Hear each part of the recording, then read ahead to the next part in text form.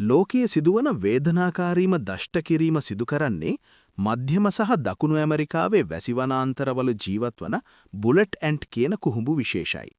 මොවුන්ට bullet ඇන්ට් කියන නම ලැබිලා තියෙන්නේ මොවුන් දෂ්ට කල විට දැනෙන වේදනාව තුවක්කු උණ්ඩයක් වැදුනාක් වැනි අධික වේදනාවක් දෙන නිසයි.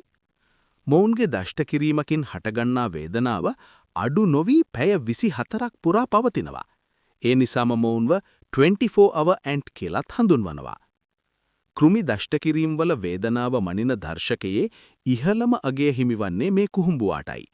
ඒ වගේම දරුණු දැවිල්ලක් සමග නහර දිගේ ඇදී යන විදුලි සැරයක් වැනි වේදනාවක් මෙහිදී දැනෙනවා. ඇමසොන් වනාන්තරයේ වෙසෙන ඇතැම් ගෝත්‍රිකයන් තරුණයන්ගේ ශක්තිය පරීක්ෂා කිරීමේ චාරිත්‍රයක් ලෙස මෙම කුහුඹුවන් 100 ගණනක් දැමූ අත්වැසුම් අතට පැලඳීම සිදු කරනවා.